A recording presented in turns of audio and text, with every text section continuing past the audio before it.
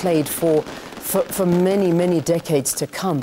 I mean, you can even see that the cameraman struggling himself and herself to capture these visuals, and you know, this leaves a marked impression on you for the rest of your lives. Not to mention the people that were there and that certainly did experience all of this. And let's not downplay the fact that policemen were also killed during this massacre, and that's something that we will be talking about again a little bit later on in the programme. We will be talking to one of the widows of the policeman that was killed. So a sad day, all in all, for South Africa, exactly a year ago. On that 16th of August day, after a standoff several days, South African police opened fire on armed mine workers who had gathered on a koppie in Marikana in the Northwest Province in defiance of their employer, their trade union, and ultimately the South African state. At the end of it all, 34 men lay dead at a koppie where they had met. The book, We Are Going to Kill Each Other Today, gives details of what led to that horrific day and the events that then followed. The book is written by Felix Tlanga Mandla and Tundu Kolajika, Lucas Ledwaba, and also Tandiwe Saba and Leon Sadiki. And I've got two of the authors in studio with me who are going to be talking about this book. It's Lucas Ledwaba and Leon Sadiki. It's good to have both of you. Thank you for being our guests here on Morning Live. Thanks for inviting us. We look at the title of this book, We Are Going to Kill Each Other Today. Tell us about the title. The title came about as a result of evidence that was led before the Marikana Commission of Inquiry, where it is alleged that one of the leaders of the strike went to the police and told them that we need to sign a piece of paper today so the world can see how we kill each other today. So based on that, we worked around that and came up with the title. But of course, there has been a lot of arguments about it in the commission, whether it was indeed said or was it made up, and so on. Yeah. All right, let's take a step away from the book for now. Let's talk about the day and your involvement on that day. Give us your story. Thank you. We had arrived on the 14th of August. Obviously, after following the stories on TV and other newspapers, he then realized that there was something brewing in the Northwest. Upon our arrival, obviously most of the media contingent were standing almost like a faraway distance with reasons that they had fear to approach the miners, because the miners had requested to only speak to loanmen at the time. And then we were given access by the men in the green blanket who then understood our position in as far as the media. We needed to tell the story of what the miners really wanted to say to the employer as well as to the union leaders. And he gave us access. He spoke to the miners to say, can you give these guys access to come and document your plight, because then the world needs to know that we have grievances and then we need to show it out there. Yeah. Why bring out a book like this now, with a Farnham Commission of Inquiry that's underway, that's investigating an event like this that is of national and international importance? Exactly the reason why we bring out the book. It is of international and national importance. We felt that as young South Africans who were there covering the story, we need to take charge and tell our own stories. It has happened very often that our stories are told by people from somewhere else. So we felt that whether there is a commission and criminal cases pending, we need to tell the world exactly what happened. Although some of the things have still not come out in the commission. Yeah. The book tries to put into context what led to the killings of 44 people in 7 days. Yeah.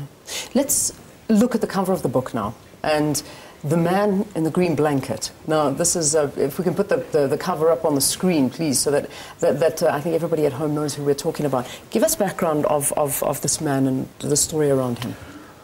The man in the green blanket symbolizes what the Marikana massacre and also the Marikana conflict was all about.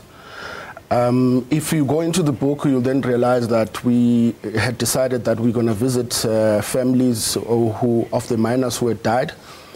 And Mgcine Noki was one of the people that we visited his family to go and speak his family and really understand who was this man, because he was a family man, he was a brother to someone, he was a cousin to someone, and he was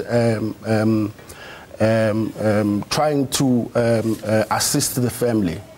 So we then figured out photographically as a photographer, then you look at your images and really look at what you think will have an impact in symbolizing what really happened in Marikana. And there's no any other better picture or any other better way of really describing what Marikana was all about than the cover of the book. Yeah, I mean, and some of the other photographs in the book are very, very powerful. These the photographs. Who took these photographs? I did. So these are your photographs, yes, that are being published in this book. It's me and a colleague of mine, Felix Klangamanda. And Felix as well. Yeah. I mean, just before I came to you, we spoke about how the cameramen that are capturing these images and what you are going through as cameramen, because these tell a story, and this is how we feel that we're also part of the event. What was it like for you to be there behind a camera capturing these images? Obviously, there's a level of excitement. This is the story that you want to tell in the best possible way. But you also have to put other elements into play in as far as where do you position yourself and how's your safety at that particular time.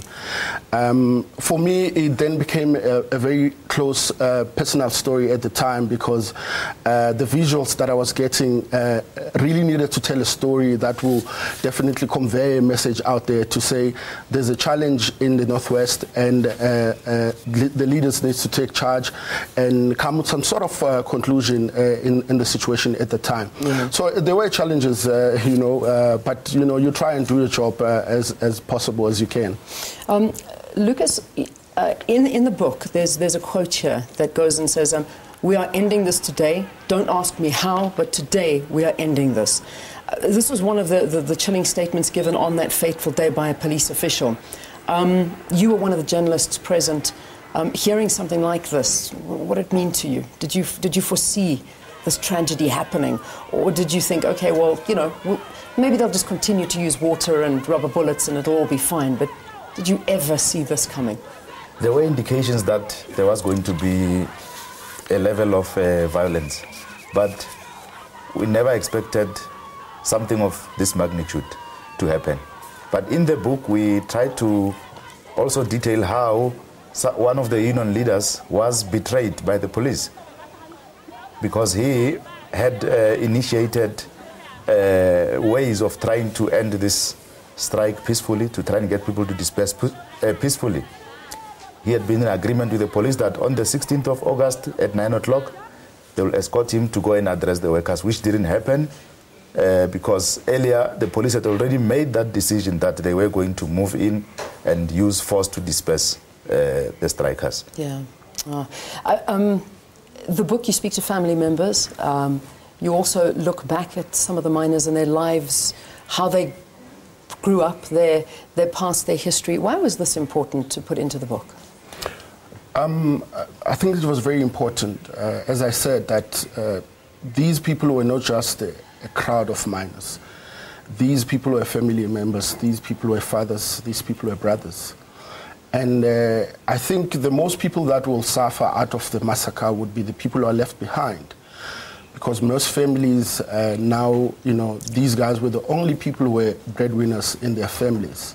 So it was very important for us that we highlight, the devastation that the massacre has made and has caused so many families around the country, even in places like Mozambique and Lesotho as well, because some of them came from those areas. So it was very important for us to highlight, how the families are really coping with the situation. Yeah, and the reality of what happened on that day. Very quickly, before I let you go, I've got to wrap the interview, but I'm just going to give you both a couple of seconds. How has it affected you?